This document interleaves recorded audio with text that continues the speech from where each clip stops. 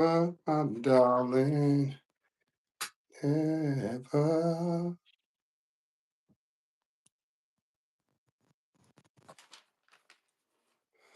What's going on, my good people? I'm going to give everybody a little bit of time to come in.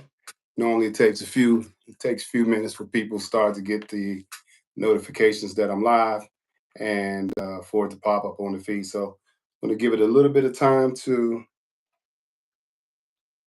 How does my mic sound? Give it a little bit of time for people to catch up, and then we're going to be talking. But tonight is a very important topic, especially in today's environment. We mass shootings are happening almost weekly. They're saying we're like almost two a day. You know, last year was actually a record year, but this year is heating up to be a very record year in mass shootings. And so I want to dive into it. I meant to check my Instagram because I wanted to invite a psychiatrist or a psychologist onto the platform to help us to decode this. Why do we have so many mass shootings? What is going on? Is there some kind of like um, peer group where they go or black thing to talk about this crazy stuff and decide to plan it out and go unalive hundreds of people, dozens of people? What is going on in here? What's going on? Because when we look at the most recent mass shootings, they're tied to some kind of corporate entity, right? So be it the CDC, be it the NFL, be it Blackstone. So these mass shootings are tied to corporate entities. So we have a kind of like a three-headed monster. One, we have mental health. Two, we have people who are disenfranchised with government, and three, we have people who are disenfranchised with corporate America. And corporate America also includes big pharma. You guys don't know what big pharma is. That is the hospitals, that's the Medicare system, those are the drug companies, et cetera, et cetera. So a lot of angst against these companies and corporations and the government. So, I want to get into that. I really want to get into that topic because when we talk about the CDC, we talk about the CDC mass shooting. That was one of the things that the guy talked about. He talked about him being upset and about the COVID vaccine making him sick or making him have these mental thoughts. And then also when we talk about the lawmakers in Minnesota, the Hortmans, Melissa and Eric Hortman in Minnesota, that they were shot. A gunman went to their house and just shot him. And he also went to Senator John Hoffman's house and he shot him as well. And he also went to a couple of other congressmen and congresswomen houses in Minnesota to do the same thing. But he's given a crazy story. His name is Vance Bolter. He's given a crazy story about how he went not to assassinate anybody when he went to the senator's house, because that's the home that he went to first. He said that he was planning on putting them under citizen's arrest. And this dude had a whole silicone mask on. He was standing at the door looking like something out of Friday the 13th, or what's the Halloween movie. That's what he looked like. He looked like Michael Myers without hair. He had a bald head silicone mask.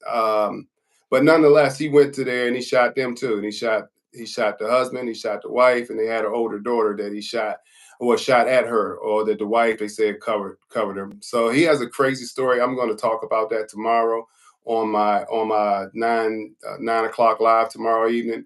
But that is also just considering what he went there to say. He also blamed deaths. He said that he went to work for funeral homes so he heard that the what is it? The one that starts with M.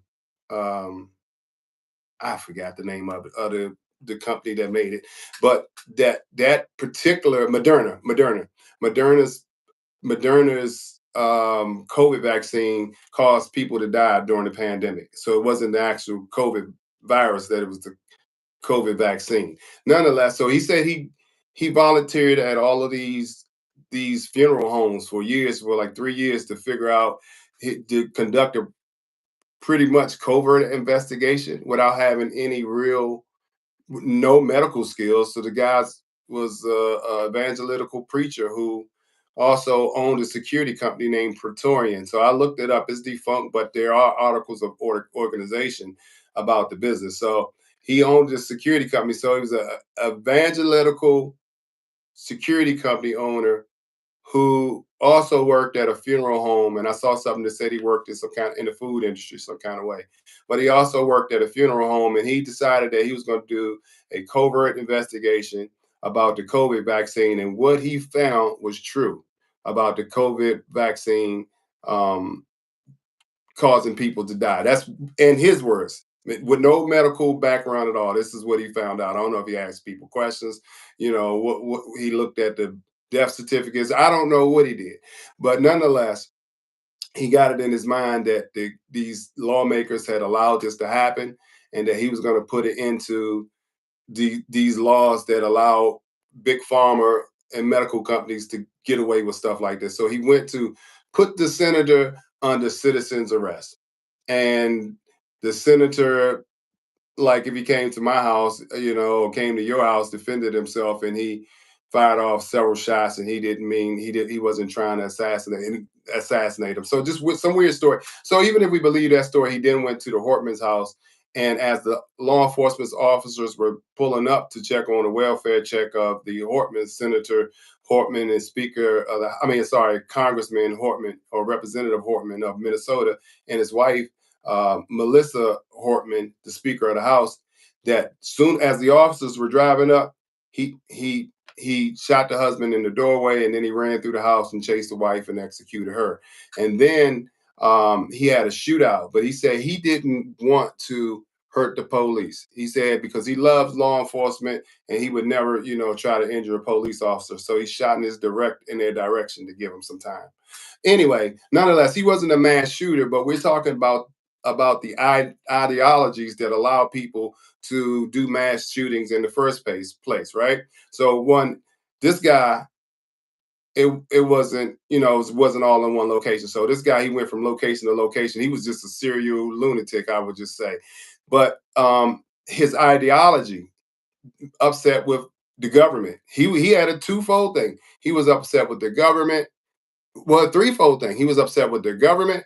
He was upset with big pharma, which is the people who make Moderna vaccine, and he was upset with corporate America. So, and then from what I've learned, there were no signs of mental health issues, and I don't know why I'm talking about this, because I'm gonna talk about it tomorrow.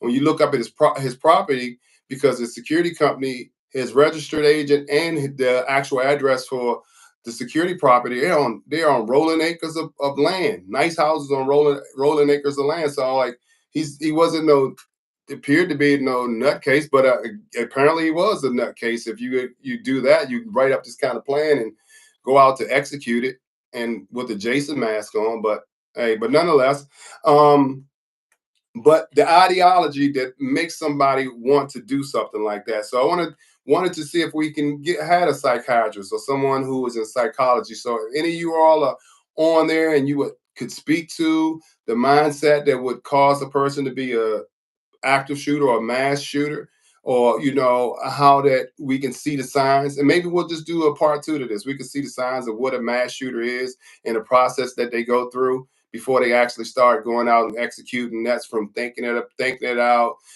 their habits, maybe a switch in habits, eating habits, travel habits. They starting to distance themselves. Maybe they're starting to talk to themselves. They're having their conversations are talking about politics or something that they don't like, and they have these, weird ideas about church and state and government, all that. So sounds like me. Shit, what the hell? And not just one of those things to make identify as a person as somebody who could potentially do something like that. But when you start putting all of those things together, the totality of circumstances, there are people who live with these people. Larry, I'm glad you're on, my man, because I want to talk about tourniquets. If you can, let me know if you can come on. I'll try to send you the what you call it, the code to so that you can come live. I know you're old, man. You're probably already in your pajamas already. But to talk about what the ideology of these people, what makes them to do that, and you, whether you have a kid at home, a husband at home, a son, whatever, somebody that you know, and you're starting to see strange behaviors, all of those things put together, then um, then you start need to start thinking about notifying the authorities if there are any guns in the house to put them away. The target shooter actually, or was it maybe the CDC shooter? He broke into his father's gun safe and took the guns, and his father had reached out to the law enforcement, but he reached out to a particular officer who had come to the home before.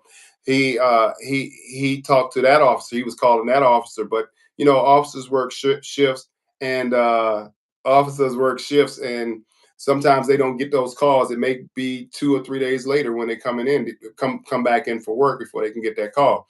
So he reached out to that officer to tell him about the troubling signs and the increasing signs that the son was showing. But by the time that officer got the message, the damage was already done, and that's what he went to I believe, the CDC building. So we'll talk about that because we're going to talk about that. But before I get into that, I want to talk about the statistics of the shootings, mass shootings from 2024 to 2025.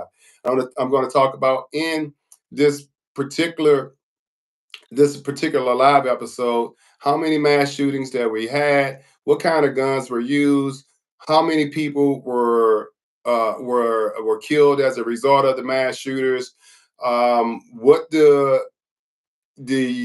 suspect, the ideal suspect, I don't even know if the ideal is the word, but the most likely suspect to commit some of these atrocious crimes, what that person looks like. I would talk about the NFL shooting on July 28th because I was actually there. I have friends who actually work in the NFL building, so I felt it was very important for me to be there to cover that story. One, because my friends that work there actually patrolled the streets of Washington, D.C.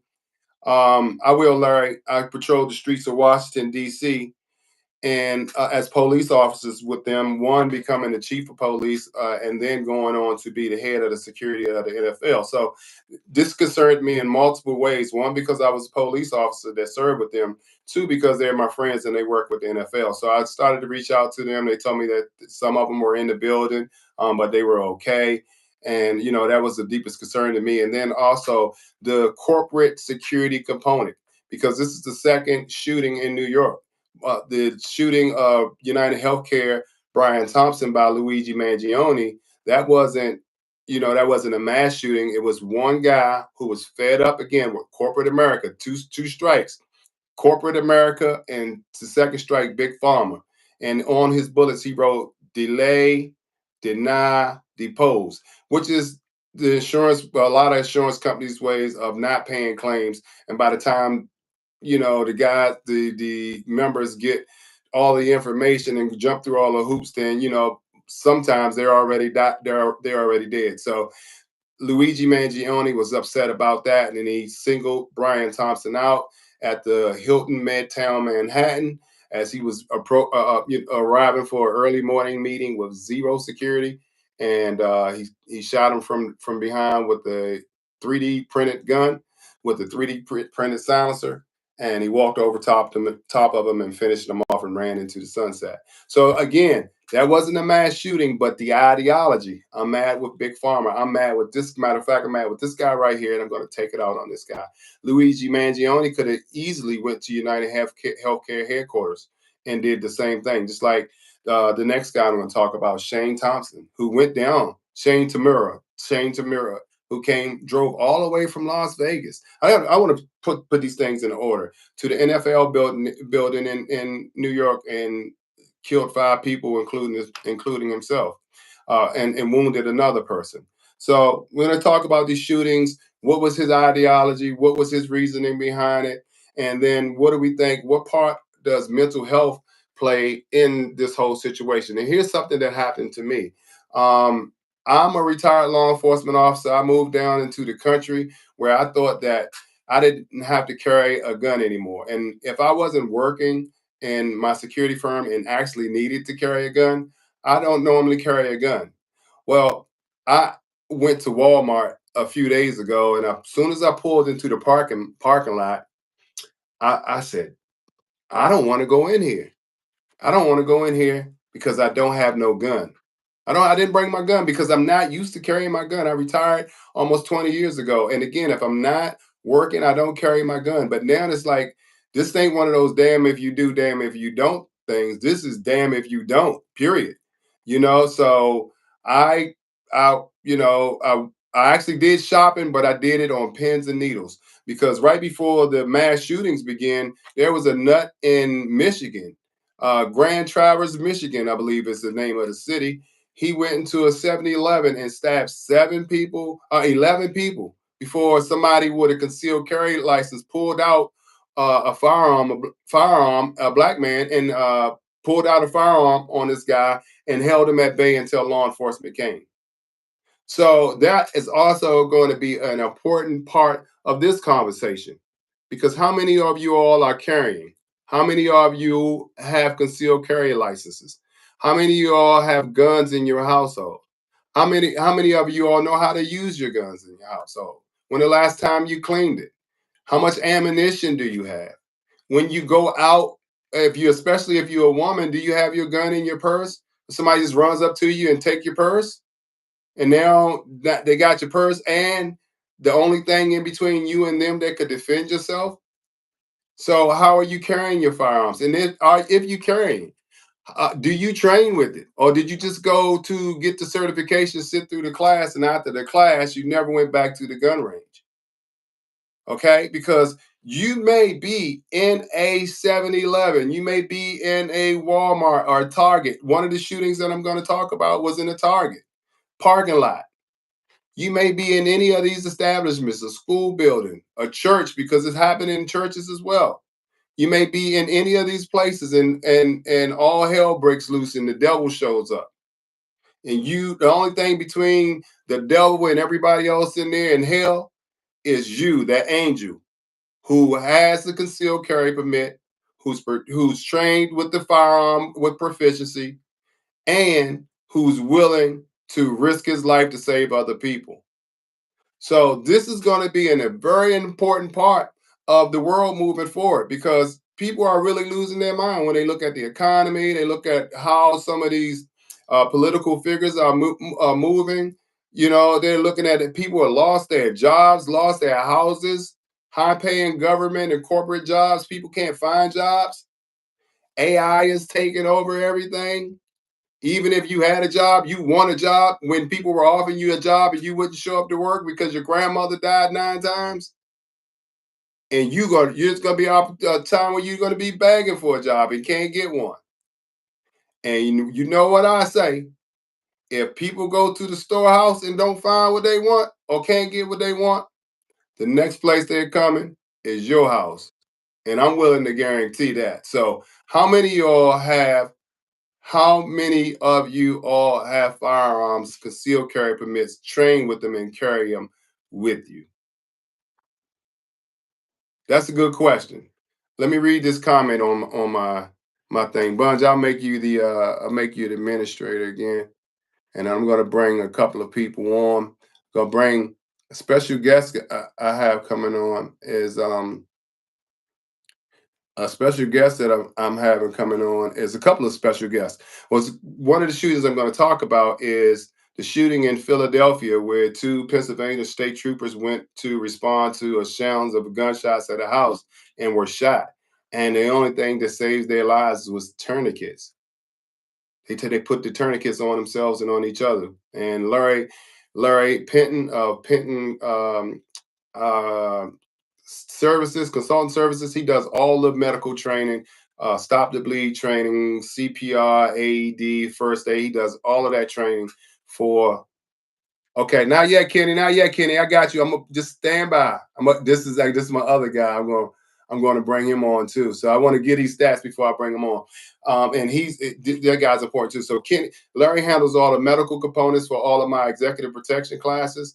And Kenny is been my friend for 27 years. I'm going to bring him on shortly because I'm certain he's at work. So I'm going to have to bring him on as well so he can talk about his piece. He's a firearm instructor, active federal police officer, worked on a presidential security detail with the United States Air Force. So a real squared away guy. Larry Penton is the other guy who I like to bring on. And if I have any psychiatrists, psychologists, or anybody that works in a mental health advocates that work in that field, I'd love to bring you on and have you as part of the conversation so we can boil down to why are we having all of these mass shootings and what is it that we can do as a society to cut down on it. So let's see. Yeah, New York has very strict gun laws. California, very strict gun laws too. Thanks, Rick. Rick says always got the dope shirts. Appreciate it, bro. I'm gonna start getting these. I'm gonna start having them, carrying them on the on my website and on my social media pages and on here, so you guys can download it and get them yourself if you really like the shirt to support the channel. You guys mean the world to me. You come back night after night every time that I come on. A couple of nights ago, we had 84,000 people on at one time. And the last live I had was 13,000 people. So you guys are really, really flipping dope. My channel wouldn't be anything if it wasn't for you. I'm just the entertainment and the vessel, all right, to get you guys the information. So let me go through these stats real quick, and then I'm going to bring Kenneth Thornton on, and then Larry Penton on in that order. Okay, all right. So this year already we have 220. And this year in 2025 we have 270. Hear me out, 270 mass shooting incidents. Now, so a mass shooter is not every time they go into an establishment and pretty much blast the place up. So what a mass shooting is considered where there's a shooting where four more people are killed or injured. So that's a mass shooting. So in 2024, there were 106 deaths as a result of mass shooting. There were also an additional 83 people wounded. Out of the shooters, there were 25 shooters. There were 22 males and 3 were females. There were 17 handguns used, 9 rifles, and 3 shotguns. Again, so let me say it again: 17 handguns, 9 rifles, and 3 shotguns. So when people think of mass shooting, you're thinking like the guy you saw at the NFL building walking through with an M4 rifle, M16, AR, whatever they're carrying, some kind of long gun is shooting the place up. Unfortunately, when people try to ban the the long guns, the AR rifles, that they were saying they were blaming the active shooter. This was part of the stuff that they brought in. But when you look at the stats across boards, handguns were used more than likely uh, double or triple the times that long guns were ever used. So again, well, you can see it in the instant here where there's 17 handguns were used versus 9 rifles. So that's almost double the number. So handguns are more portable, they're easily to be concealed. And a person who's hell bent on creating major damage, he has a bunch of ammo, he's able to conceal it, he's able to, draw it quick. And he's able to reload quicker than reloading a long gun. And people find themselves more accurate with a handgun than they do with the rifle because there is some level of support and stability and accuracy, precision that you're going to need to order and point and shoot at people. Well, of course, you could point down a hallway and just spray. Yeah, I mean, I guess you could do that, but and it is done. But I find that in my research, that handguns are twice the times more likely to be used in active shooters or mass shooters than rifles or any other long gun. All right, out of the suspects, there were 14 suspects apprehended. Right? Remember, I said there were 25 suspects. There were 14 were apprehended, 5 were killed, and 6 committed suicide. So the law enforcement is more than likely to capture you than they are to kill you, and then you're more than but the shooter is more likely to commit suicide than to be killed by the police. All right, what kind of cowards are that? All right, so the number one place for mass shootings to occur were in open space. So that could be walking through a park or some kind of open area, but it was in open space. The second one was in shopping malls. We had 12 shootings in open space, four shootings in shopping malls, four shootings in school, and three shootings in government buildings. Oh, you already administrator. Okay, cool.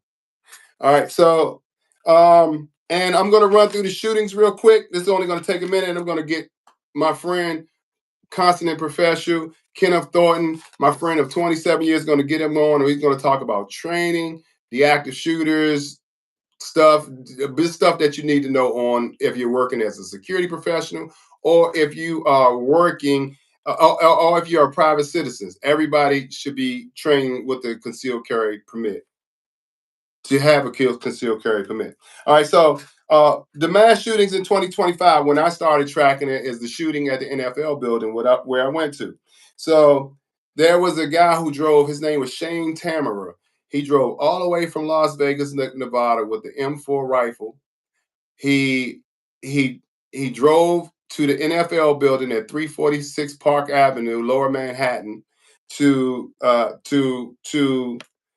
execute what he said was his wrath on the NFL. And his reason for wanting to go here and target the NFL is because he he said he had CTE, and the NFL has known about him and other people like him having CTE, which is the concussion mental problems from or health problems from the concussion protocol, and that they did nothing about it. So he went there to execute his wrath on the NFL. So let me tell you about this guy. So he drove up to 346 Park Avenue.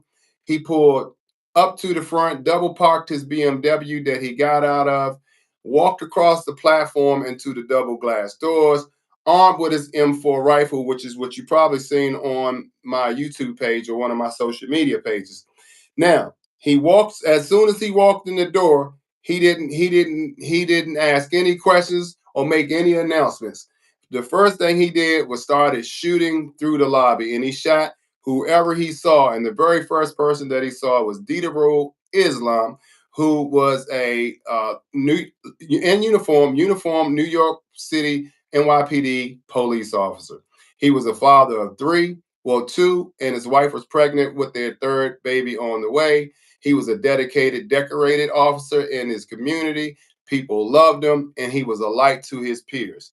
But unfortunately, Officer Diderot was standing at the front door, and in that building, there's really no setback. And so they are installing turnstiles now to kind of slow down the the the flux of people coming in there, and they're trying to rethink security. But nonetheless, it's when he walked in the door, it was the security there.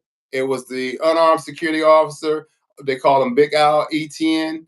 He was shot. He was trying to hit a panic alarm. The guy took aim. Shane Tamura took aim at Etienne, Big Al, downed him with the rifle fire, shot another lady in the lobby. Well, here's one thing. They said that the Lord, the creator, whatever you call it, they said that it was with this one particular lady because as he pushed the elevators to go up to what he thought was the NFL office, he got on the wrong set of elevators. But a lady was walking off.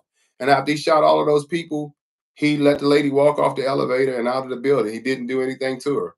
But he went up to the third floor where he came into another lady who worked for the management company on ownership of the building, and he shot her and killed her before he shot and killed himself. So this is the New York shooting, but he left a long trail of misery, pain, and questions.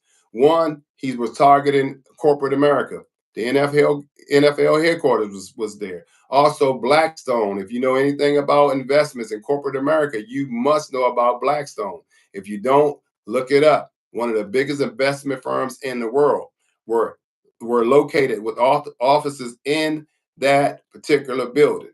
So this guy was there. He actually killed a Blackstone employee, Wesley Lapatner, who was a high-level executive. She died there in the lobby as well. So we're looking at the next shooting, which was that same day in Reno, Nevada, at a casino.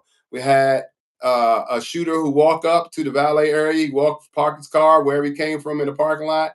People were standing in the valet. He pulled out a handgun, started shooting. It jammed. He cleared the jam, started shooting, continued to shoot, shot four people before being confronted by a security guard on a property that chased him down into a parking lot. And as he was chasing them, exchanging gunfire with the security guard, another car was driving out. He took fire on that car, killing the driver. And after that, law enforcement began to show up, and they had a gun battle between them. So what happened? He shot and injured four people. He killed four people, and he later died. I think just this week or late last week, he died in the hospital from his injuries with the gunfight with the law enforcement and the security guard. And so here's again another uh, conversation when I'm saying training is important, and Kenneth Thornton is going to come on in a few minutes here, and he's going to tell you why, as a security professional and a private citizen, training is important. So, also on 8/6 at Fort Stewart in Georgia, there was an Army base. There was a Army sergeant who shot five soldiers. All of the soldiers were shot critically. I got you, Ken. I got a couple of more. Got a couple of more stats, and I got you coming on. Um, there was an Army sergeant who went on to the base. They said people teased him about stuttering or et cetera, but he had been in the military at that base since 2018. He went into the head, well, you call it the rest quarters, I guess the sleeping quarters, and he got with a handgun. They don't know how he got it on base, but he got his personal handgun on base and shot five people, one being his lover. They didn't say if there was a man or a lady, but they said one being his intimate partner. And this he was charged with 5 counts of attempted murder and 1 count of domestic violence. Now, I'm gonna tell you this. They also said that the deadliest, just speaking about Army bases, this had nothing to do with that shooting, but this was a shooting that happened on the base. Again, 5 people injured. He shot at another one, and he was taken into custody by some of the soldiers that were in the dorm that were unarmed. But the deadliest shooting, get this, this is a fun stat for you guys. I bet you'll like this one. I'll bet you'll love this stat. This is a fun stat. The deadliest the deadliest mass violence on a military base was in 2009. And I bet you none of you could guess who was the shooter. Don't cheat, don't use Google. I'm gonna tell you who the shooter was. You're gonna be tickled pink when I tell you who the shooter was. Well, if you want to know the answer, the shooter was an Army psychiatrist that shot and killed 13 people and left 30 people wounded. An Army psychiatrist, get that. This is the guy that you go sit across the table and talk to and tell them your problems. You know, when they have therapists, they ask people, do they go to therapists? You always got to ask the therapist, what therapist do you go to? Because if somebody brings you all of their problems every day and that's your job to listen to other people's problems, I could see how that could drive you crazy.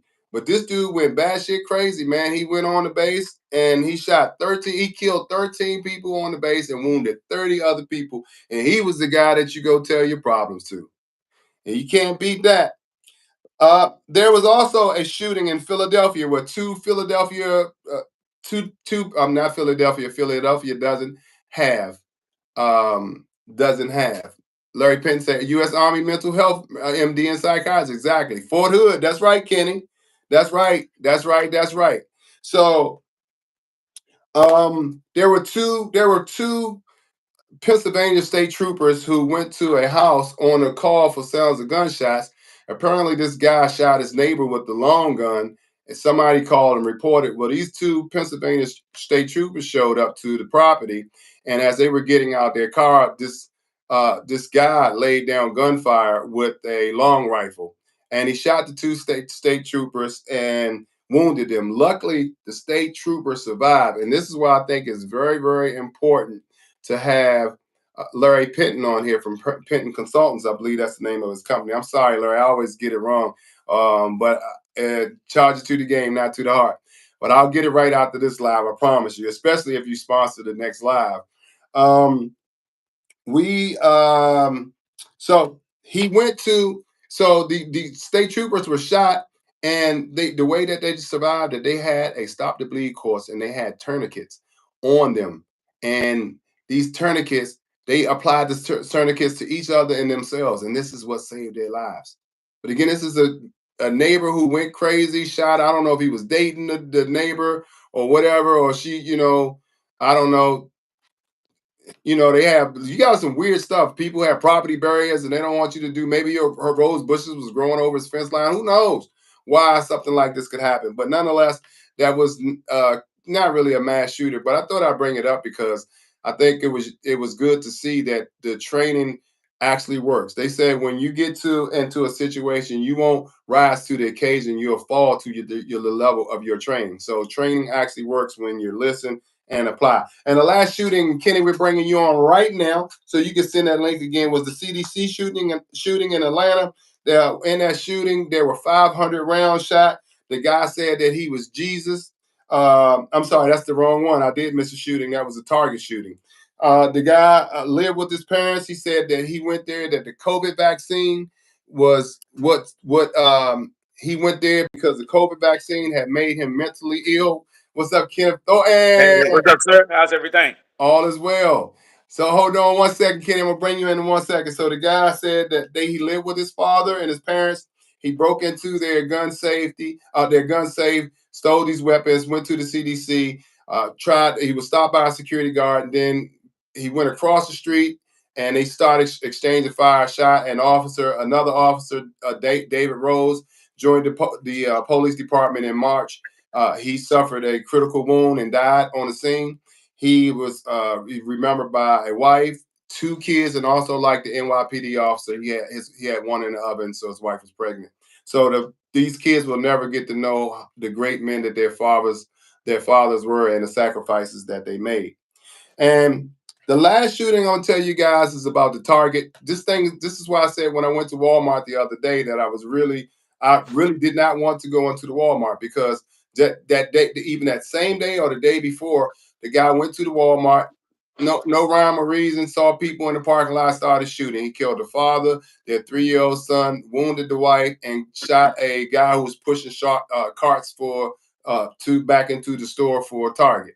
And so then he rode off. I think he carjacked somebody, and when they found him, I don't know if he was smoking PCP or whatever, but they found him with a Bible, and he said he was Jesus. So this is the world that we're living in, and I believe, Kenny, I told him that the reasons behind it are normally political. They're mad with corporate America, or they're mad with big pharma. And these people, some of people are the other one is mental health issues, and some of people know clearly what they're doing. But we're in a dangerous time in the world, and that mass shootings aren't going to decrease, even though there are procedures and law enforcement training and things like that. But they're not going to decrease anytime soon. As the pressure in the economy and the world gets a little bit more crazy, I only see these things increasing.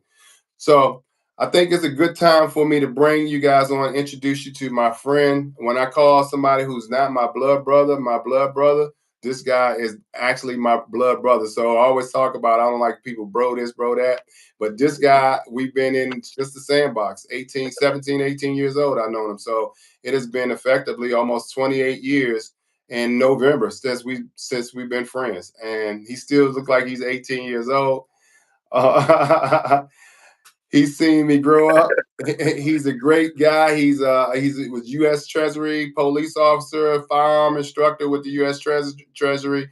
Trained all the officers there. An Air Force veteran. How many years did you do in the Air Force? 8 years. 8 years. 8 years as a military Air Force veteran. Retired, started his own security company. He's a firearm instructor for security guards in Maryland, D.C., Virginia, and he's also a firearm instructor for private citizens. He teaches the active shooter course. So there's no better person that I can bring on to talk about mass shootings than this guy right here. So without further ado, I introduce you to my brother and friend Kenneth Thornton. Hey, how's everybody? Again, congratulations on your TV, on your GOAT TV. Congratulations. Thank you, sir. I'm a little different from you. I carry my gun everywhere I go. If I can't carry my gun, 9 times out of 10, I'm probably not going to go. Every now and then, people was telling me like, "Man, you paranoid." No, I'm just trying to be prepared. The world that we live in now is one of those things you never know what a person is going through. Mental health is real. I don't want to be the person that they wind up taking it out on.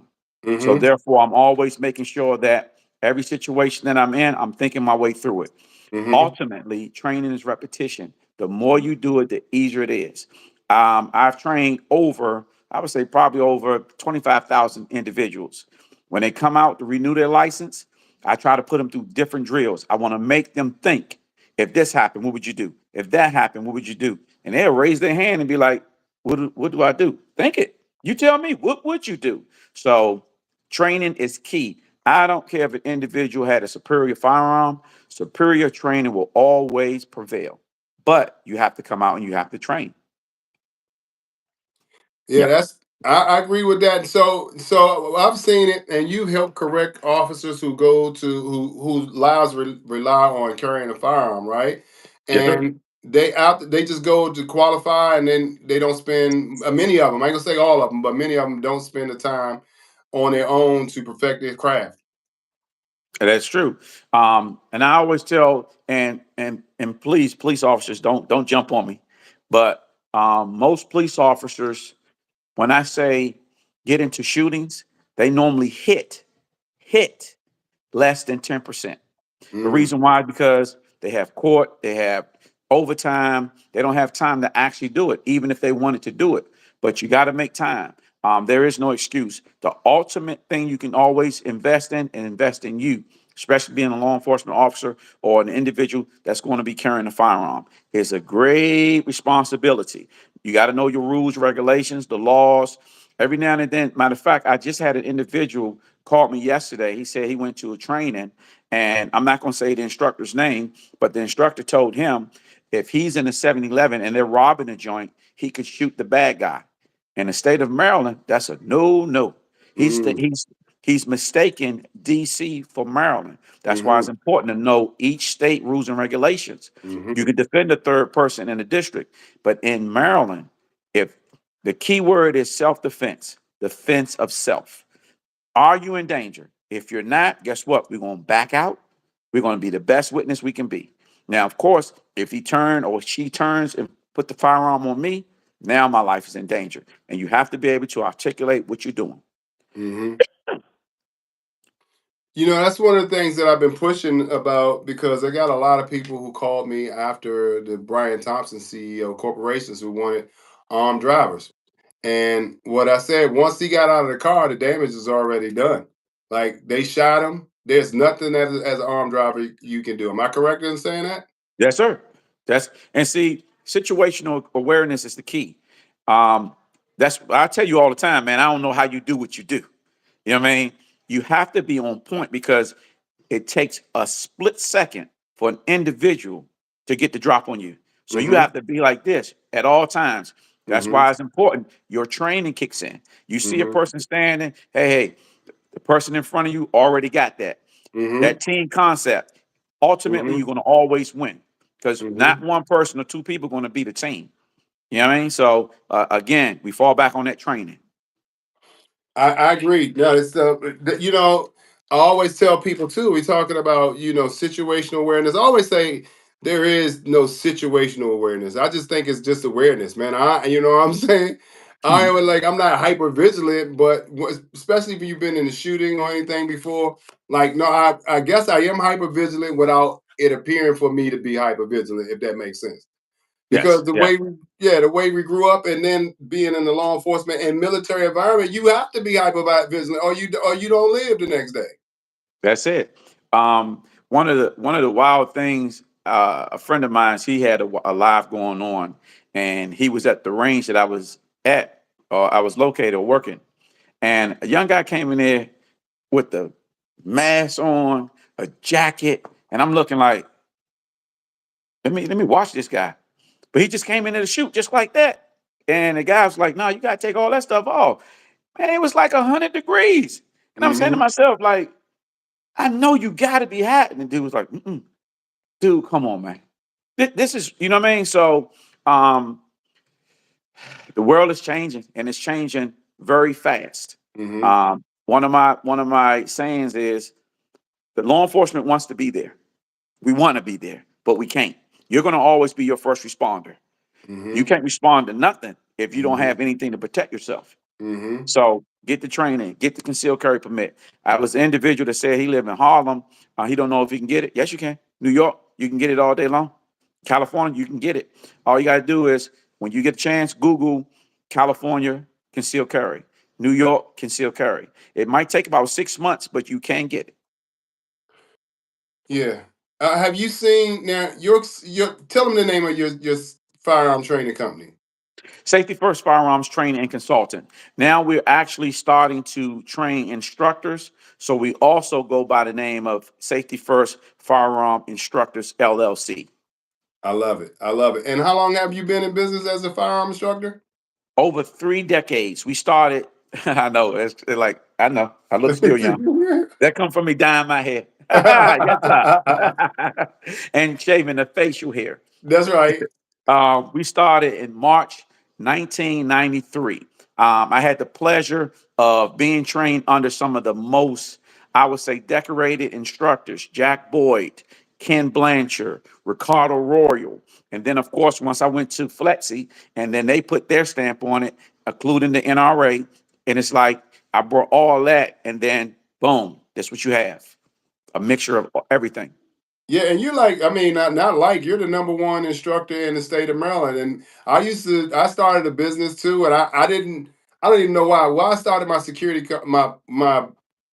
training business is because I was sending people to the range, and they were just coming back, and I'm like, man, these people gonna get me sued because these people they coming back with certain certificates, and they didn't know how to shoot, and they didn't know anything that they should know. So I started when I started my firearm training school. He was the first one to give me the ropes, the curriculum, teach me how to shoot. I thought I was an okay shooter, but I wasn't a good shooter. And I spent some time under my brother and friend who was shared information, without hesitation. He never saw a competition or anything. He said, "All right, bro, this is how you do it. Let's get some money together." And he taught me the game, and I appreciate you for that. So, Anytime, anytime.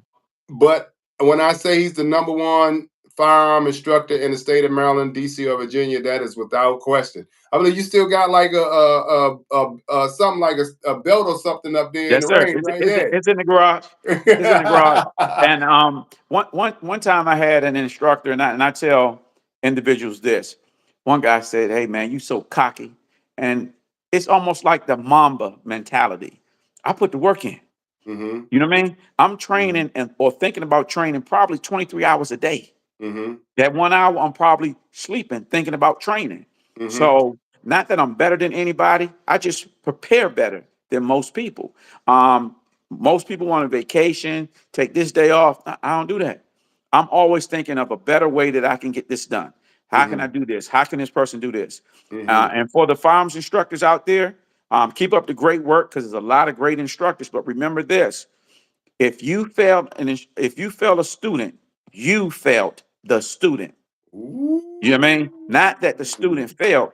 It's been plenty of times that I've had individuals that were on their last ICE course, they were on their last this or that, and I showed them some small, hey, do this, do that, do this, and they was like, oh my, I never thought of that. But training is repetition.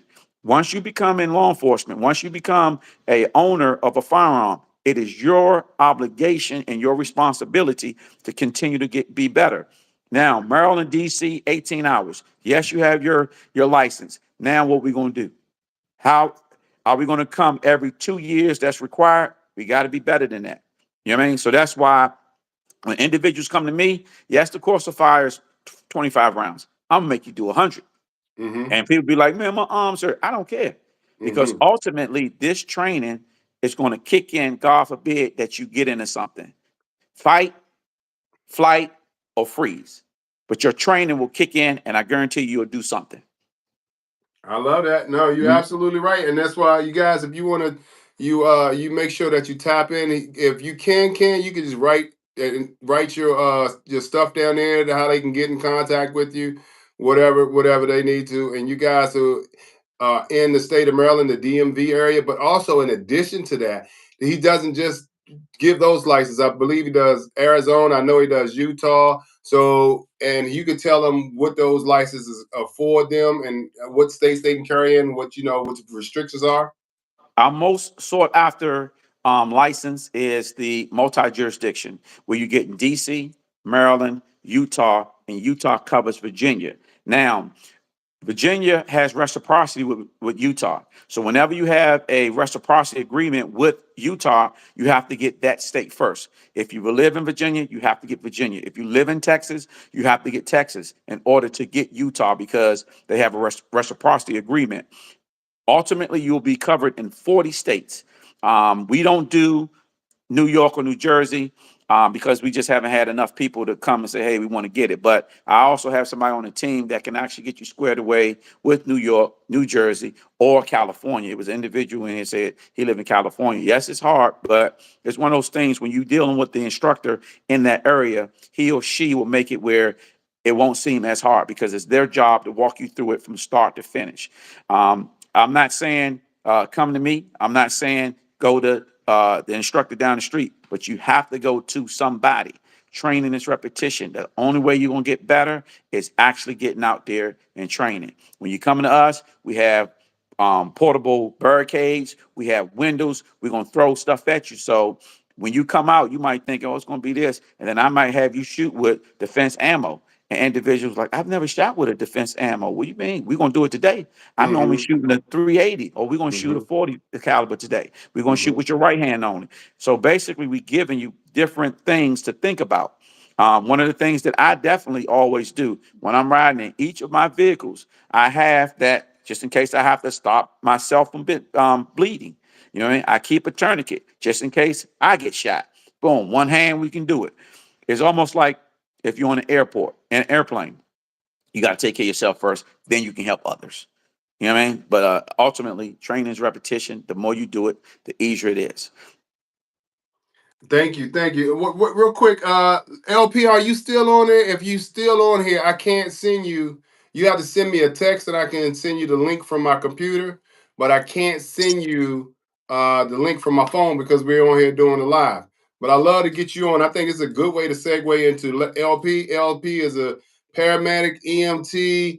Hmm. Spent just about the same amount of time, 30 years in fire medic and EM emergency medicine, and he handles all of our training for our executive protection courses. So I did want him to come on as well to talk about what he does. But from your perspective, active shooter training, I heard you say flight, flee, or freeze, right? Hmm. But active shooter training, what saved the lives?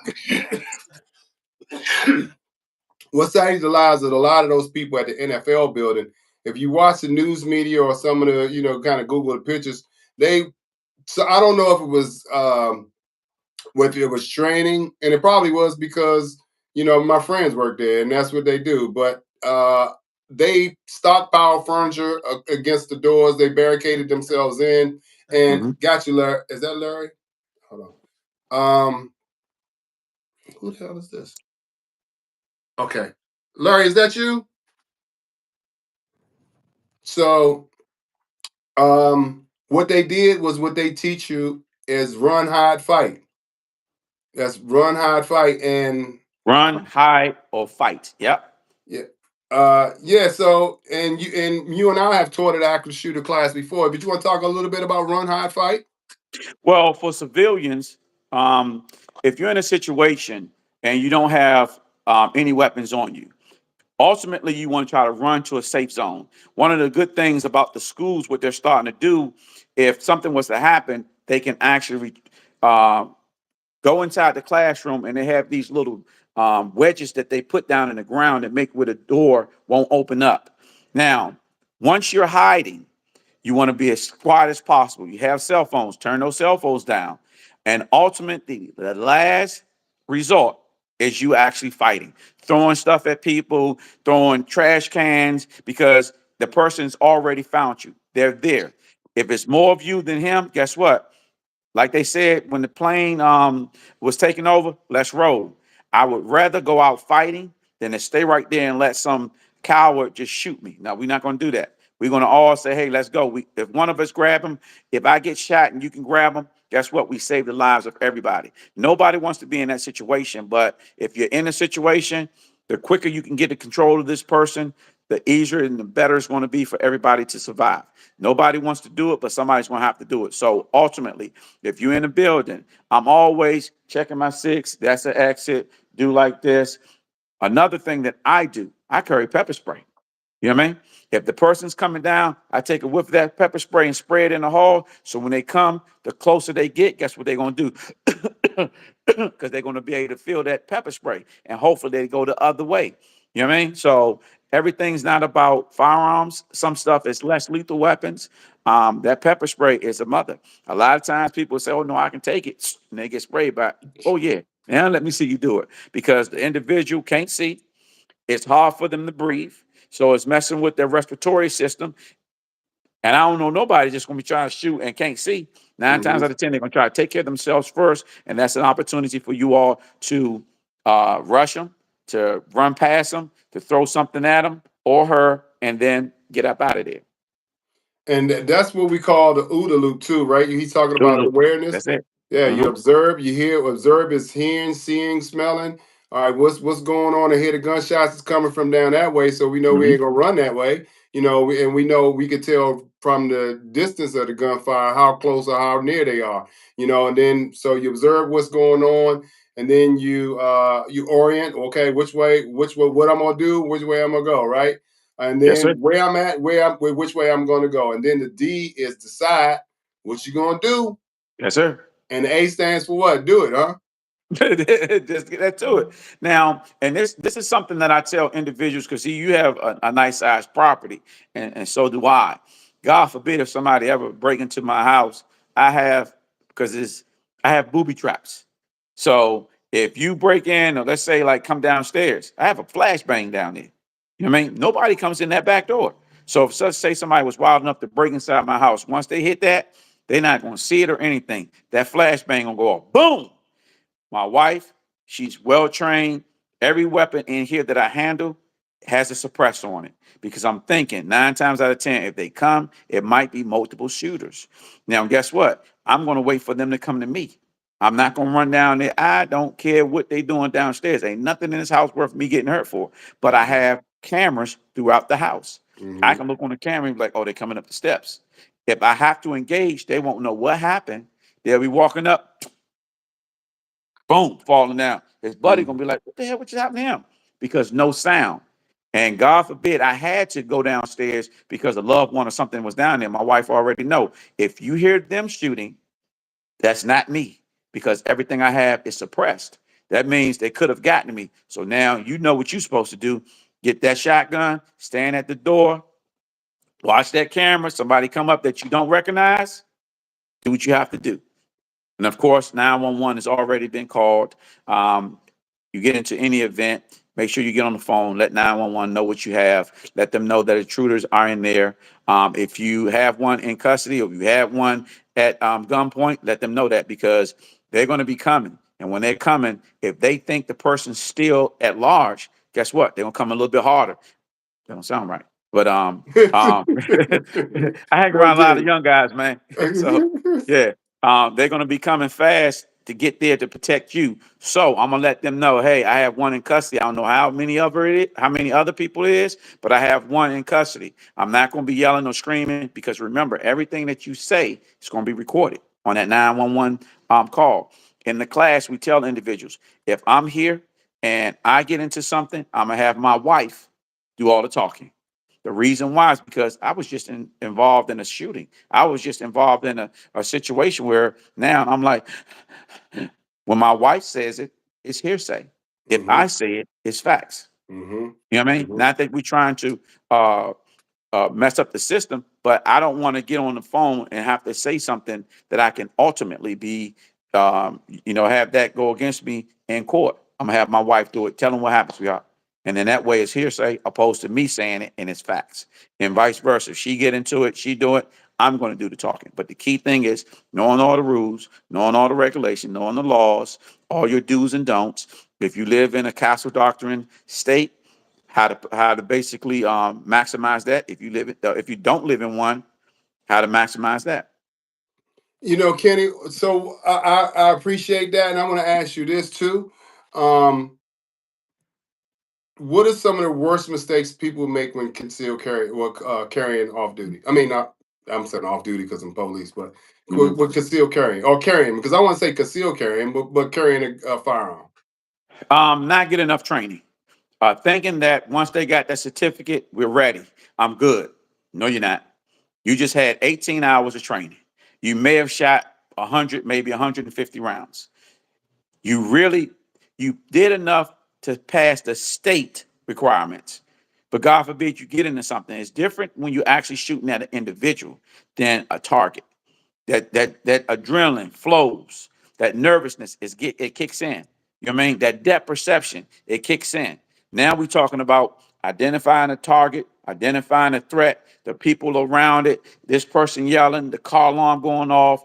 So the one thing I would say is not getting enough training and not knowing the firearm that you're carrying. Know if it has a safety on it.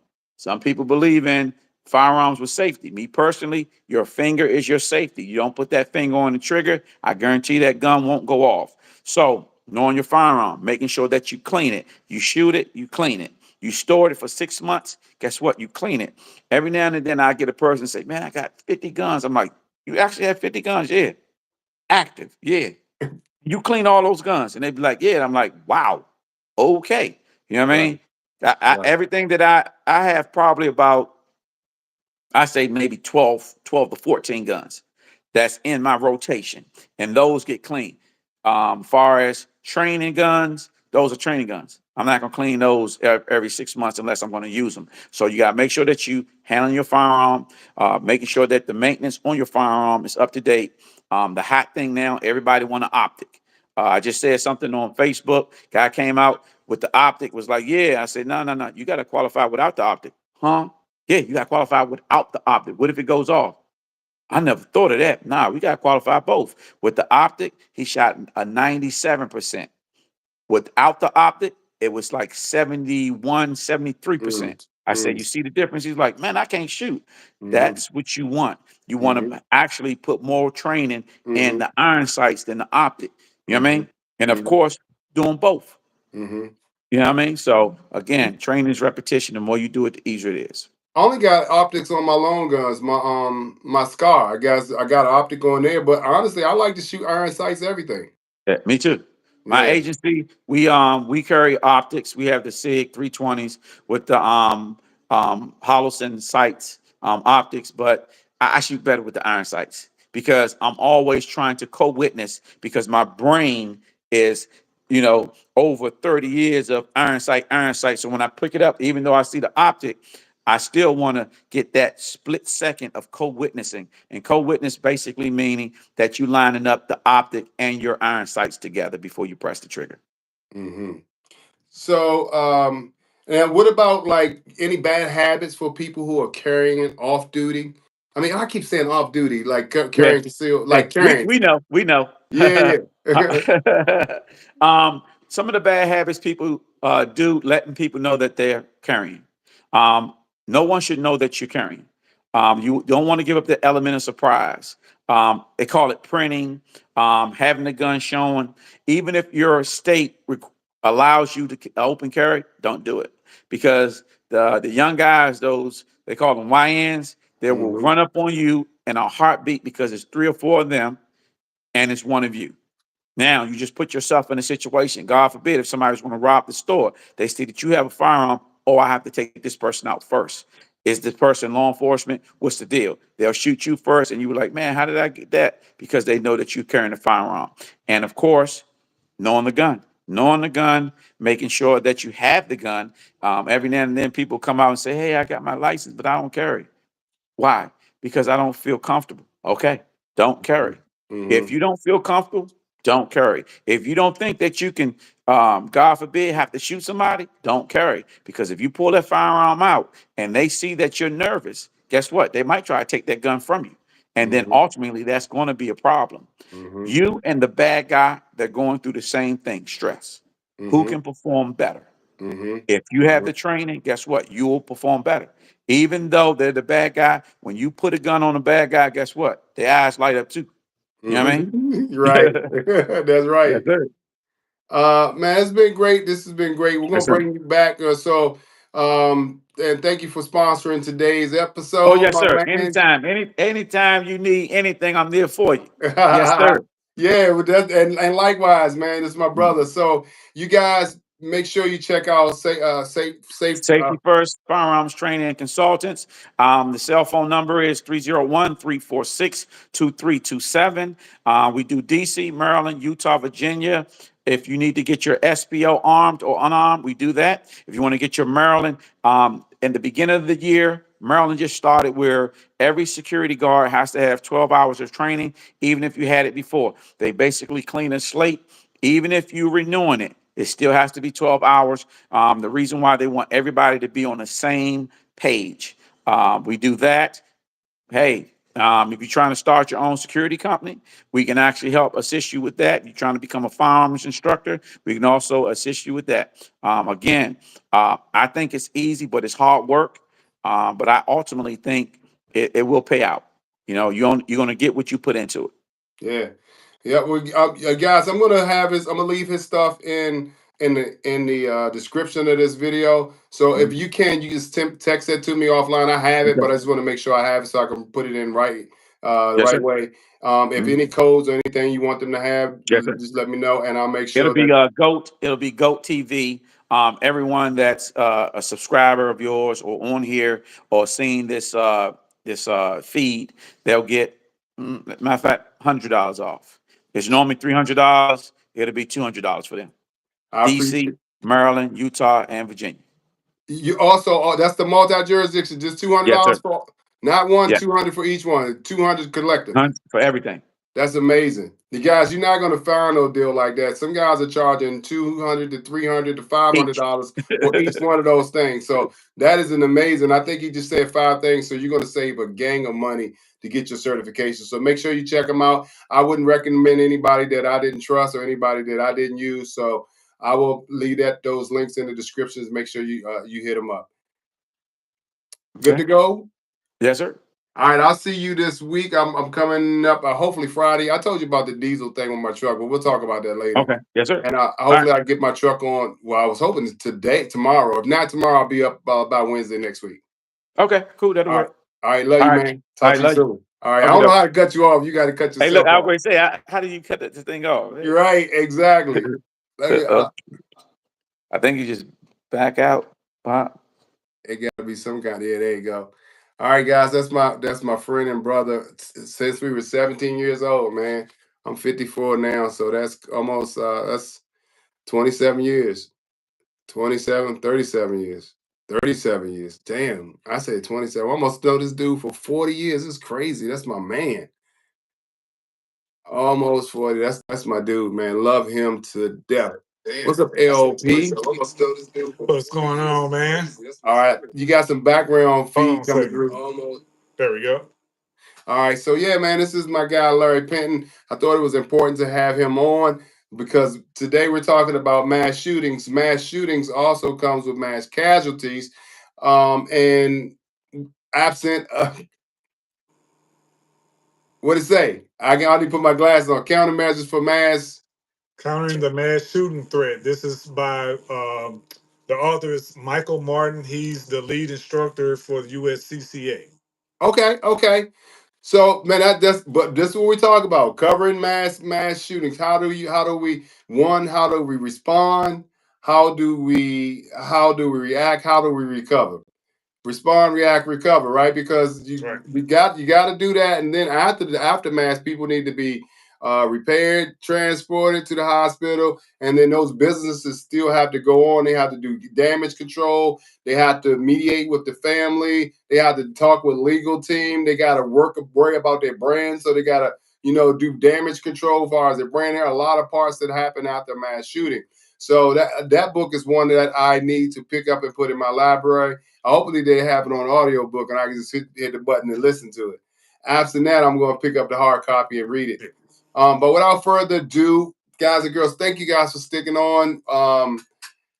This is Larry Penton from Penton Pending Consultants. I told you I was going to get it. Yeah. It's just a mouthful. PPCS LLC. Pending Consultant Solutions LLC. There it is. So this is Larry. PPCS. This is my guy. Like I said, I don't trust many people. I trust Kenny. I trust LP. I trust Doc. But these guys are Larry and Doc are the movers and shakers. Really, Larry, because Doc is retired. The people who are the moving and shakers and go-to guys in the executive security profession and the security profession, period. If you want to be trained in critical care, stop the bleed, AD, CPR, first aid, and what else? You do something else, right? Yeah, CPR, BLS, AEDs, first aid, stop the bleed, and just all of that stuff is underneath that umbrella. Mm-hmm. So Larry, if you want to, you just tell them a little bit about yourself, and then you can jump into since we're talking about mass casualties or mass shootings, how important the medical component is to this. So again, I'm Larry Penton. Everybody just calls me LP for short. My background is I'm a retired firefighter, paramedic from St. Louis, Missouri. That's where I was born and raised, worked in practice, got an EMS in 2007. I retired as a COVID paramedic in 2020. I worked for a private EMS service in the St. Louis area, and I worked for a paid fire protection district in St. Louis County. If you think about Ferguson was one of the municipalities that makes up St. Louis County because St. Louis City is its own county. And so we did mutual aid for Ferguson, especially during that time of the civil unrest after the Mike Brown killing. When I retired in 2020, we relocated. My wife and I relocated from St. Louis to Charlotte, North Carolina, which is where she was raised. And we're still in the Charlotte area. And a year later, we started this company, Penton Pending Consulting Solutions LLC, where we do two things. Half of it is business consulting. That's where Mrs. LP, who's the president and the CFO of the company, she does all of the project management, payroll, HR stuff, and I deal with all the emergency medical training. So we do CPR training, we do stop the bleed training. I'm certified through a number of agencies, stopthebleed.org, Stop the Bleed Coalition, the American Red Cross, the American Heart Association, and the American Health and Safety Institute. So I travel all across the country teaching all of these things that we're going to be talking about today. I linked up through my brother, Dexter Doc Pagans, who's the godfather in the Stop the Bleed realm, retired he's always a Marine, and he's still doing some classes, but he's really kind of just trickled down to the training that he's doing. I linked up with Melvin, and Melvin and I work together when he does his MVP School of Executive Protection in different places around the country. So I come in and I do a training called Executive Protection Medical Toolbox. I train the budding EP professionals, executive protection professionals, on a various number of components about not only stop the bleed, but how do you deal with medical emergencies while you are shielding or working with your principal and or whoever else is with them, their family members, their intimate partners, their entourage, their staff. What do you do if one or more of them gets hurt, injured, dying, or dead from a medical perspective? Because as our brother who was on before, Ken, was talking about, you are going to be looked at and treated as the immediate responder, as we call you all, until the first responders show up and take over care. What do you do in that situation? Because it's not a matter of if, but when and where an emergency is going to happen. So my job is to teach you about those things. And two of the things that we're going to talk about is tourniquets. And the other thing we're going to talk about as we wrap up my portion is situational awareness from that medical perspective. One of the things that Ken said earlier, he was talking about if he gets hurt, he carries multiple tourniquets. He has one for himself and he has one for somebody else that might be in need. I say, you've heard me say this in every training that we've had, 2 is 1, 1 is none. And what do I mean by that? That means if you and I, Melvin, go out somewhere, it could be at a house of worship, it could be at a mall, it could be at a grocery store, it could be wherever we are in the world. And let's say you get shot and I get stabbed, and we only got one tourniquet. Well, who gets the tourniquet? Well, probably whoever bought it, whoever has it. Okay, Right. that's one mindset. However, if it's a arterial bleed, meaning that that blood is spurting out every couple seconds, it's pouring out like you tipped over, a can of soda or something like that, then tourniquets only go on the limbs, on the arms and the legs. So you need a tourniquet to stop that bleeding. Well, if you got only one tourniquet, but you got you got an arterial bleed on 2 people, what are you going to do? You need a tourniquet for each one of those life-threatening bleeds. So that's why I say 2 is 1 and 1 is none, because what if it's just you and you get shot in your arm and maybe you get stabbed in your leg and you got 2 different arterial bleeds going on? You only got one tourniquet. What are you going to do? So I teach you how to not only use a manufactured tourniquet, but how to improvise a tourniquet with just some basic supplies. It could be a shirt, it could be a towel, it could be some type of cloth, no ropes, no strings, no cords. It could be anything that's at least this thick in terms, excuse me, not this thick, but at least this wide, which is about 2 fingers in width, probably about the length of your arm. It could be longer.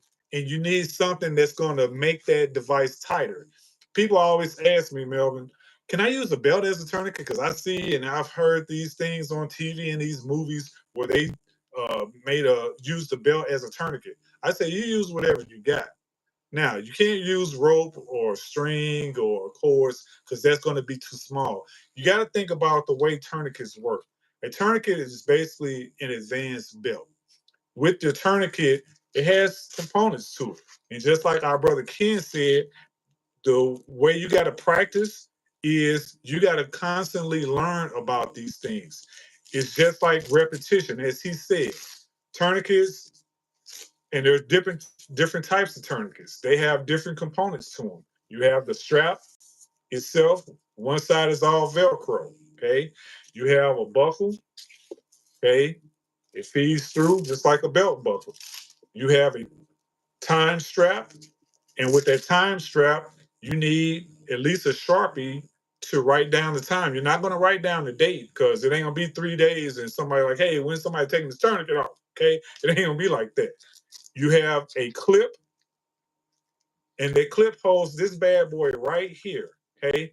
This thing is the big dog daddy of the tourniquet. This is called a windlass rod, or windlass, Windlass.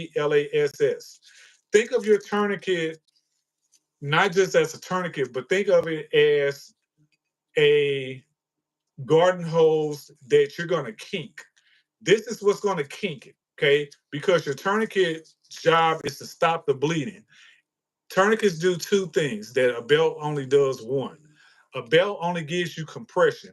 If I was bleeding right here on my arm and it was spurting out or pouring out, I can put direct pressure on it and squeeze it real tight, real hard, direct pressure on it like I'm putting all my weight on it. That's only going to give it compression. That may not stop the bleed. It's going to slow it down some, but it's not going to stop it all the way. You need the other C that comes with the tourniquet. This windlass rod is going to give you the constriction. Think about a garden hose. If you had I got a water bottle right here with a straw. If I was to squeeze this straw, I could still suck fluid through, just like if you were trying to drink a chocolate shake from White Castle. It's going to be difficult, but it can still move fluid. But if you were to kink that hose like a garden hose, it's going to stop that water or that fluid going through, even if it's just barely a trickle. That's what you want. You want it to either not be flowing or you want it to be barely flowing enough that you're not going to exsanguinate or go into hypovolemic shock, which is you losing blood flow. All bleeding eventually stops. And what we used to say in EMS when I was still active is air goes in and out, blood goes round and round. Anything that interferes with that, you're going to have problems staying alive. So with the tourniquet, as I said, we use tourniquets on limbs. If I got stabbed in the neck, and you heard me say this before in class, if I did something nefarious that I didn't have no business doing with another woman, and Mrs. LP caught me and stabbed me in the neck with her She gonna stab him in the neck. don't put a tourniquet on my neck, okay? This ain't a limb, okay? This is a limb. My leg is a limb. This ain't no limb, okay? I'm gonna die already. Don't make it worse for me, okay? These go on limbs. So I got my American Red Cross limb trainer. Tourniquets don't go on joints, so they don't go on your wrists. They don't go on your elbows. They only go 2 to 3 inches above the injury. So if you take 4 fingers and put them above that injury site, that's about 2 to 3 inches above that site. You can go higher than that. We call it going high and tight, even if the injury is all the way down here. Same thing for your leg. If you think of this or look at it as my leg, okay, I got the thigh, I got the lower half. Here's my knee right here. Again, if I'm cut or shot or stabbed here, and you see how deep this injury is, okay, compared to this injury, that's hey, go grab the first aid kit for that. Okay, that's just a superficial scratch. If I got that bad boy right here where I can literally put my whole finger in it or a bigger hole, a first aid kit ain't gonna do nothing unless it has one of these tourniquets in it. You want to put that tourniquet on and you want to do it quick because I got some stats and I was glad that you were reading those stats. So let me give you some stats that I have. Okay. Uncontrolled bleeding is the number one killer of people, and that's preventable. Okay, I'll say it again. Uncontrolled bleeding is the number one killer of people in a preventable trauma. I say that because most people, when they see blood, it freaks them out. Okay, especially if you come across somebody and that blood is shooting out every couple of seconds or it's pouring out and it's filling up the floor space or wherever you are. If you think about like an episode of Law and Order when they come across somebody who's dead and they're laying in a pool of blood, you know, your body contains about 4 to 6 liters of blood. That's about 2.5 2-liter bottles. Okay. Every liter that you lose of blood, your body's going to try to compensate. You're going to start breathing faster. Your heartbeat's going to increase, but that blood is spurting out and it's leaving. Your blood, it's not, you can't be like, hey, give me a cup and I'm going to scoop all that blood up and I'm going to pour it in that person's wound or whatever. It doesn't work like that. We don't bleed in, we bleed out.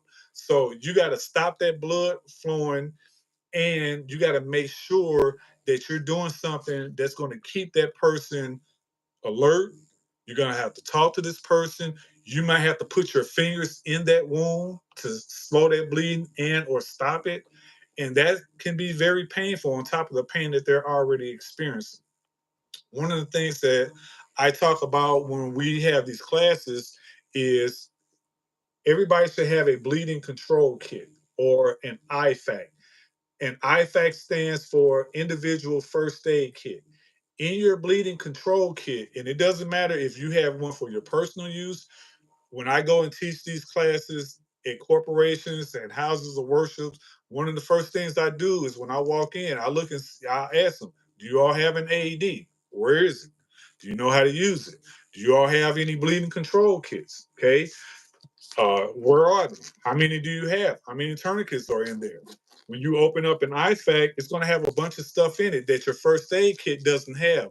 Your first aid kits typically don't have tourniquets. They have bandages and ibuprofen and Benadryl and little bitty gauze pads and stuff like that. Your IFAC is a first aid kit, but it's an individual tactical first aid kit. It has tourniquets. It has what we call chest seals. A chest seal is a non-porous piece of plastic that you put on a wound that's in the box. That's from your neck to your navel all the way around. You don't put anything inside of it. You can't put a tourniquet on that. Now, there are some tourniquets that we call junctional tourniquets that you can put on, but those typically are not sold in your IFAC. You want to make sure that you have tourniquets, chest seals. There's things called hemostatic gauze. So you got regular gauze, which is just medical gauze, and your hemostatic gauzes are going to have a substance on them that feels like an unused dryer sheet. And it's going to be in a compressed package. So when you rip it open and pull it out, it's going to look like an accordion. Well, as you are packing that wound, that substance that's on there that feels like an unused dry sheet is going to connect and make contact with those red blood cells, and it's going to start the clotting process. That's not going to typically be in your regular first aid kit. That's going to be in a bleeding control kit. You'll have an emergency trauma dressing, which looks like a large ACE bandage with a sterile pad on it. And we talk about how to use all of those things. I say that when it comes to tourniquet use, tourniquets hurt. We say life over limb. And when you're applying the tourniquet, if you can turn that windlass, if you can do a half turn, you should be able to do a full turn on it. So if this is my arm and I'm bleeding to death, I grab my tourniquet and I put it on, and I'm going to pull this strap down very firmly.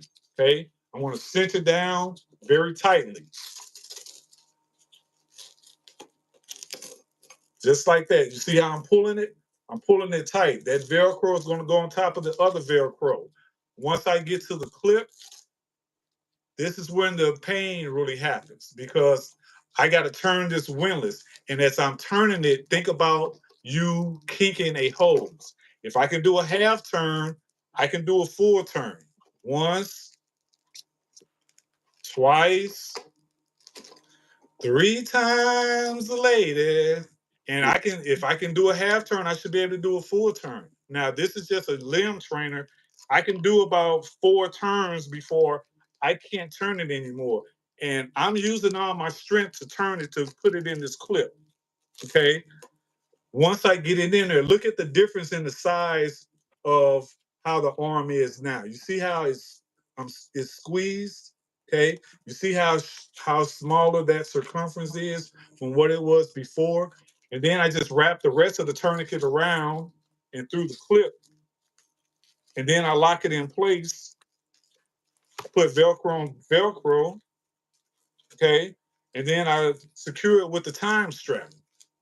Once I do that, then I'm ready to go.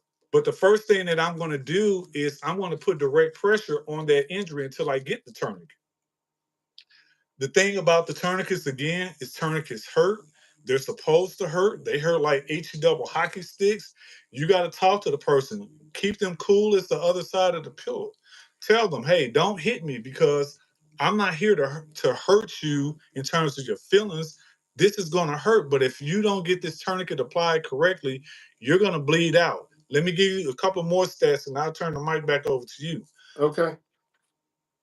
A person can bleed out in as short as 3 to 5 minutes. That's not a lot of time. If you sat here and just put a timer on and thought about it, just sit there quietly for 3 to 5 minutes. That's not a long time. The average EMS response time is going to be, depends on where you live. So you have your urban, you have your suburban, and you have your rural environments. In an urban environment, like I'm in Charlotte.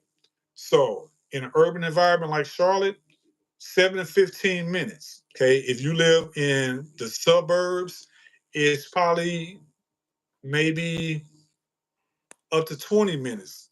Okay.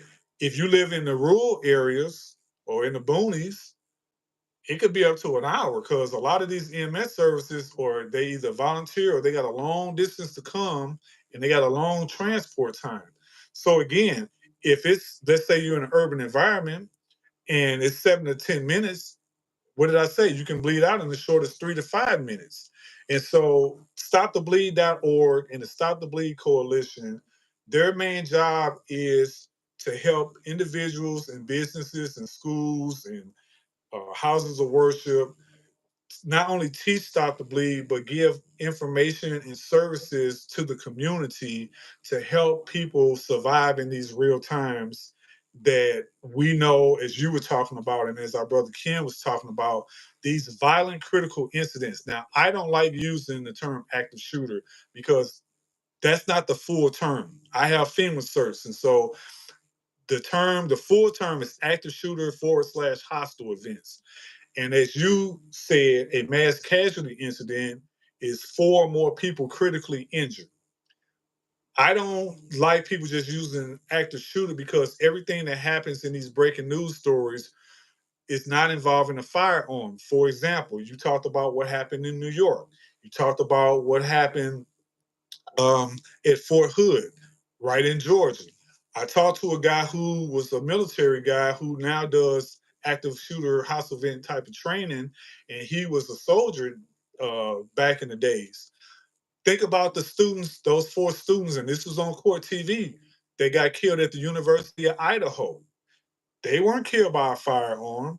They weren't killed by an explosive. You know what it was called? Because I got the news story before it hit CNN and Fox, maybe 3 minutes before it hit the major airways. They said it was a sharp edged weapon. And they said that for a long time before they said it was a knife. So again, there's plenty of stories that hit the airways. Oh, think about what happened earlier this year in New Orleans. The guy took his truck, ran through the streets of the French Quarter, killed about 10 people, maimed more than that. No firearm, no gun, no knife, no explosive, no chemical, biological, nuclear, radiological weapon. It was his truck. So we like using the terms, and the government was supposed to be switching from active shooter hostile events to violent critical incidents. So when I say that, that incorporates any violent critical incident, especially those that will cause a mass casualty incident where 4 or more people are critically injured. Finally, you have to understand how EMS works. So let me put on my EMS hat. In a mass casualty situation, EMS and fire are not going to respond like the police are going to respond. What do I mean by that? Let's take the incident that happened in New York, where the guy walked into the building and shot those people. That whole building becomes the hot zone. Nobody's going in that building, and I'm a tactical EMS consultant also. Nobody's going in that building except for 2 type of people: law enforcement and tactical paramedics. Okay. You know what the tactical paramedics job is? It's not to help the people and treat them that are hurt, injured, dying, or dead that's in that hot zone that they come across. Because let's say it's a 4-person tag team. You got 1, 2, 3, 4, and you got the tag medic in the middle, and they're going in and they're neutralizing the threat. They're looking for any threat, and their job is to get the people out and out of the way. You talked about run, hide, fight, or avoid, deny, defend, as some companies are using. Tomato, tomato. When they are going in and looking for the threats to neutralize, that medic's job is to be the medical person for any of those officers that they're embedded with if they get hurt, injured, dying, or dead. They're not going to provide any care. They might go to door and they'll find out how many people in there. If there's anybody hurt, they'll tell them kind of what to do, and they're going to move on to the next room, the next corridor, the next office, the next hallway, or whatever, until that building is clear. Right outside of that building is called the warm zone. So that'll be extra law enforcement. That'll be other people, maybe fire might be there. And that'll be for a certain perimeter. Farther outside of that warm zone is going to be everybody else in their mama, the command team, the incident commanders, the press, the general public. The EMS and the fire trucks are going to be staged there. So everybody that's in the cold zone is just going to be basically bystanders and the other first responders. So The way the EMS works is once we get those individuals out, we do what's called START, and that's an acronym which stands for Simple Triage and Rapid Transport. Those individuals that are hurt, injured, dying, or dead are color coded. So you have green, yellow, red, and black. If I'm the TAC medic and people are being brought out and they got their hands up because we want to make sure nobody's carrying anything, nobody's a threat. As they come over, I might say, hey, or let's say the scene was secured. Everybody goes into the building, okay, in the hot zone, okay, because it's not hot anymore. The threat's been neutralized.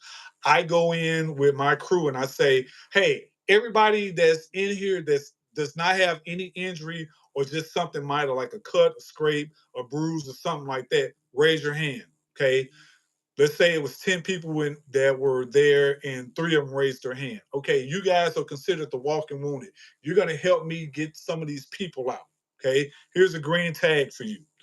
Who has any injuries like a deep cut, maybe a broken bone or something like that? Maybe they just have a bruise or something, that we need to look at. Okay, those individuals that say 4 of them raised their hand. Okay, those people are going to get a yellow tag. Okay, they need to be looked at, but they're not critical. Who has chest pain, shortness of breath, altered mental status? Who has some life-threatening bleeding? Who has anything that would be considered like weakness on one side or the other? Who's very altered? Those individuals, if they can respond, are going to get a red tag. Those are critical. They need to be in the hospital like yesterday. And then we're going to go to the people that are unconscious or unresponsive. Now, there's a difference between unconscious and unresponsive from a medical perspective. An unconscious person is not going to be able to respond to verbal commands. They're not going to be alert where they can look around and see what's going on. They're not going to respond to any physical or painful stimuli, but they still have a pulse and they're still breathing. The that person needs to be red tagged. If they're unresponsive, they can't respond to visual stimuli, to painful stimuli, to verbal commands. They don't have the ability to breathe and they don't have a pulse. When all 5 of those things are no, you are considered unresponsive or dead. What do we do for dead folks? We do CPR. How soon? Immediately, in a regular circumstance. In a mass casualty incident, it don't work like that. We put a black tag on them. We'll check breathing for a certain number of seconds. And if they're not breathing after that, we go to the next person. Google START, START, triage, and you'll get the whole kit and caboodle on how that works. So from an EMS perspective, we deal with mass casualties different than if you were just at a grocery store and 1 or 2 people got hurt. Yeah, we're going to do a lot of life-saving measures. We're going to be doing CPR on those people. But when you have a mass casualty incident, we got to do START or SALT triage. And again, those protocols are a lot different. So the public needs to understand that EMS works very differently in a violent critical incident than they do in just a regular old medical emergency. The mic is yours, sir. Oh man, hey, that was a good way to close out. Great way to close out with just about a little over an hour and a half, man. Thank you for coming on. This is a conversation that needs to be talked about. Uh, the mass shooters are increasing.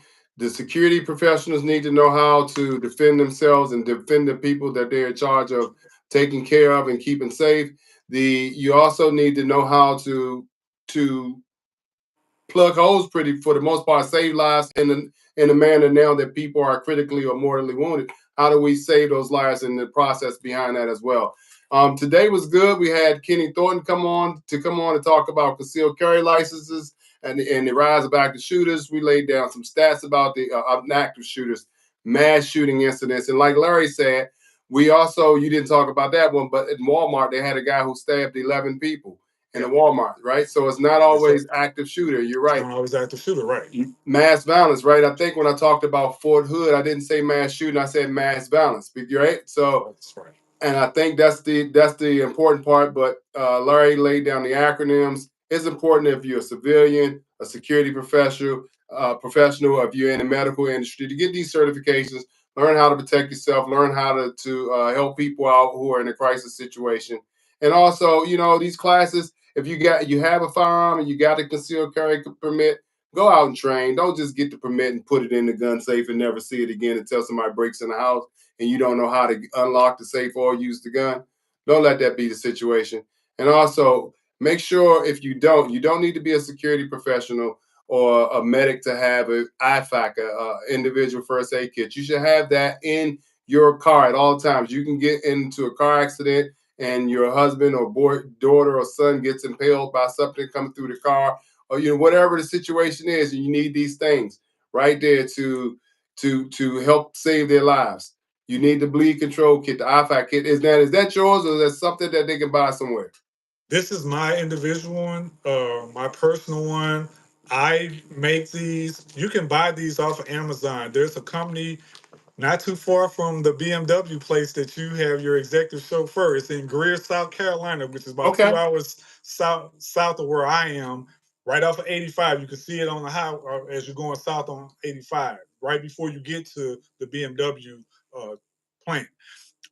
North American Rescue, if you go to narescue.com, they have great equipment. You can get them off of Amazon. You can get them. This place is called Rescue Essentials. There's a number of places that you can buy IFACs or the tourniquets individually. Here's the thing about buying tourniquets. If your tourniquet does not cost at minimum $30 or more, it's probably a basic tourniquet, because you can go on Amazon and get 4 tourniquets for $20. Law enforcement typically supplies their officers and their sheriffs with those tourniquets. They'll work, but the difference with those tourniquets is the windlass. The windlass typically is plastic, and you can bend it like a almost like a hairpin. This tourniquet that I got, it's metal. You can't bend it. Okay, it's all metal, and the ones that aren't metal are thick plastic that is double the thickness of the ones that you have on those cheaper tourniquets. And these tourniquets are $30 or more, or like this tourniquet. This is just a tourniquet. This is a basic tourniquet. You see, it doesn't have any alphanumeric wording on it. That means it's not approved by the U.S. Department of Defense, because the real tourniquets are going to have all of those alphanumeric numbers and letters on them that states what generation it is. It's going to give it a specific DOD number. That lets you know that it's an official authorized combat application tourniquet. And those tourniquets, you can get them again from different sources. Again, I like North American Rescue. Some of my friends that are in the business, Nora Armory, NOIR Armory, who's Dr. Brian, he's in Baton Rouge, Louisiana. He sells these things. I know Doc was selling IFACs also. You can get these tourniquets almost anywhere and these IFACs anywhere, but you just want to make sure that when you're doing your research, look at the price of the tourniquet, because you can buy them separate from the IFAC itself, because the IFAC is going to have a bunch of stuff in it. Just make sure that it's an official approved tourniquet through the U.S. Department of Defense, and it'll have all that information on there when you're doing your research. If it's not more than 30, if it's not at least $30 or more, you can use it. But if that windlass breaks, you got to come up with something else.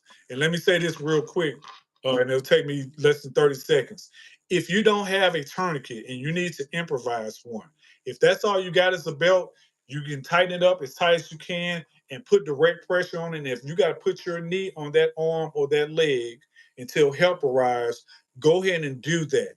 If you don't, if you want to make one, you can get some trauma shears or some scissors. Get a shirt, cut it about as long as your arm, about 2 fingers wide. And what you're going to do is you're going to tie a knot around that injury site or right above that injury site. You got to get a windlass. You can use those scissors. You can use a Sharpie. You just need something that's really rigid. You can use a stick. You can use a metal pen, ink pen. You can use all kind of things. Something that's at least maybe 6 inches in length, 5 to 6 inches in length, and you put that and you tie a knot on top of that knot, and then you turn that device until you can't turn it anymore. Try to give it another turn, and that person is going to be screaming and yelling even more because it's so tight. Then you tie a couple of knots on that, and then you tie that excess and put a couple of knots on that, and then you get that person to a hospital like yesterday. That's how you can improvise the tourniquet. I love that. I love that, man. Great information. Get that book. Pick up. What's the name of the book again? It's called Countering the Mass Shooting Threat. A comprehensive playbook for every house of worship, school, business, and family in America is written by Michael Martin from the USCCA. If you go to USCCA, U.S. Carry Conceal Association, uscca.com, you can get this book. He has another book also for home defense, but he's their lead instructor for the USCCA. Do some research. It's not a matter of if, but when and where an emergency is going to happen. Violent critical incidents happen every day, all day, and twice on Sunday. And everything does not involve a firearm. If you're not prepared, if you plan to fail, what's the old saying? If you fail to plan, plan to fail. That's it. That's it. Thanks, LP. Oh, you got I'll one more see you thing? in October in DC, Yeah. baby. See you in October in DC. So if you got a website, post it down there. And what Larry is talking about, I'm having my executive protection class.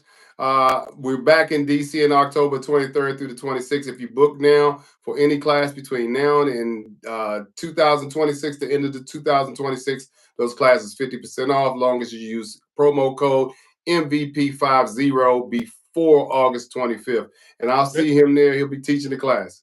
Let me give the website. Can you type it in the? Can you type it in the thing so that way people can see it in the messages? I did type it on the on my computer. Okay. So if they scroll through the chat, they'll see it. It's www.penton, P as in Peter, E-N as in Nancy, T as in Tom, O-N, pending, pentonpending.com. I put it in the chat. I got this information on my Facebook page, and I'm going to share it, and I tagged you in that. All of that information will be in there. If you go to Melvin's website, you can also get some information about me under some of the class schedule. But again, if you just Google Penton Pending Consultant Solutions LLC, you can get all of that information, or go to pentonpending.com. All right, y'all. It's the hardest man working in the security business, and the hardest man working in the medical business for security professionals and even private citizens. You make sure you check out our website. For me, it's www.trust, I as in Ida, N as in Nancy, M as in Mary, V as in Victor, P as in Paul.com. That's trustnmvp.com. Check out our class schedule. Make sure you join my Discord. The information is in the description of my channel. You can hit me for business coaching sessions. You could DM me. I'm TikTok, Instagram, so it's no way. It's almost impossible not to be able to catch up with me. But join my Discord. And Larry, if you're not in my Discord, please join my Discord too, because you're an integral part of what we do, right? It's a platform. Our Discord community is a way to get information, find learning opportunities, and also meet other veteran security people in the field that can help you help your security career grow, or your business, or your security business grow. All right, y'all. Thanks for watching. Make sure you make sure you get your IFAC. You don't want to be caught ass out without your IFAC. Make sure you get it. Peace, guys. I'm out. Larry, I'll holler at you. And get the book. He gonna send me the book. I'll put it in the link in the description of this video. All right, guys. I'm out. We're out. Peace. Peace.